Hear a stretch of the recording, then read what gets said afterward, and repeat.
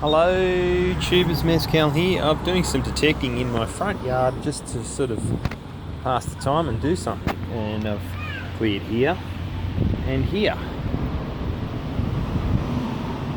Just the edges of that. And look at all the targets. Oh my god, I've dug some trash.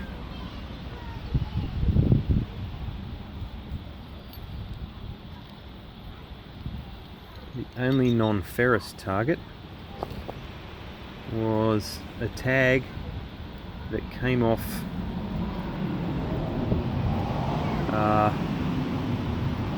the electrical meter. I think the kids might have tossed it back in the grass so I can detect it again. Oh, thanks kids.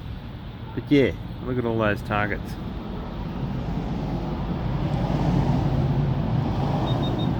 If you're not digging trash, you'll miss something.